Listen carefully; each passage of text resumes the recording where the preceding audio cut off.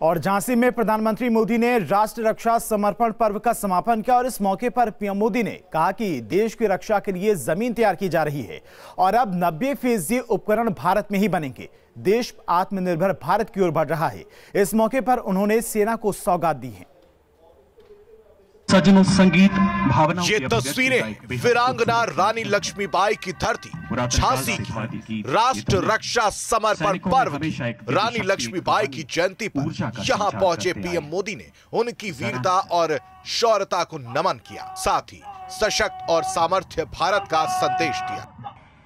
इस धरती पर एक नया सशक्त और सामर्थ्यशाली भारत आकार ले रहा है। पीएम मोदी ने यहां सेना को नई सौगात दी। वायुसेना को LHC कॉम्पैक्ट हेलीकॉप्टर, थल सेना को ड्रोन और नेवी को इलेक्ट्रॉनिक वॉरफेयर सूट सौंपा। देश को सरदार पटेल के सपनों का भारत बनाना, आत्मनिर्भर भारत बनाना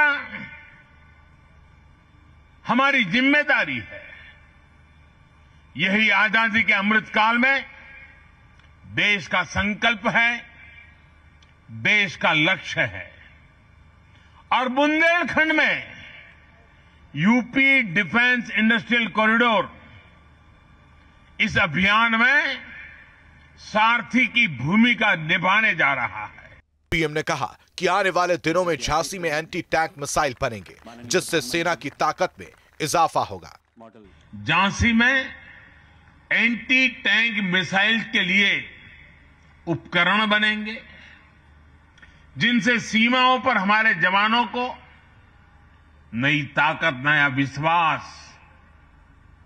और इसका परिणाम सीधा सीधा यही होगा कि देश की सीमाएं और ज्यादा सुरक्षित होंगी। इस मौके पर रक्षा मंत्री राजनाथ सिंह ने भी आत्मनिर्भर भारत के लिए पीएम की तारीफ की और कहा कि आज देश 65% स्वदेशी रक्षा उपकरणों का इस्तेमाल कर रहा है। एक समय वह भी था जब भारत की दुनिया भर में गिनती सबसे बड़े रक्षा सामानों के आयातक देश के रूप में होती थी। अब भारत की गिनती दुनिया के निर्यातकों में होने लगी है और अब भारत लगभग 70 देशों में रक्षा उपकरण और सामान निर्यात कर रहा है। इस मौके पर सीएम योगी ने कहा कि देश रक्षा क्षेत्र में आत्मनिर्भरता की ओर बढ़ रहा है और यूपी को भी रक्षा क्षेत्र में कई सौगात मिली है, जिससे रोजगार के अवसर बढ़ेंगे।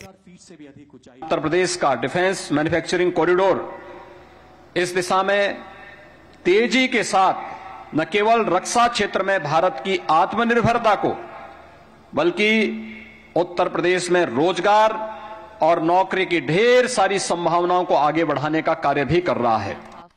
झांसी की धरती से पीएम ने देश को राष्ट्र रक्षा का संदेश दिया तो यह भी बता दिया कि आने वाले दिनों में सेना की ताकत बढ़ेगी, देश सुरक्षित होगा और अगर देश आत्मनिर्भर बनेगा तो युवाओं के लिए अवसर भी बढ़ेंगे।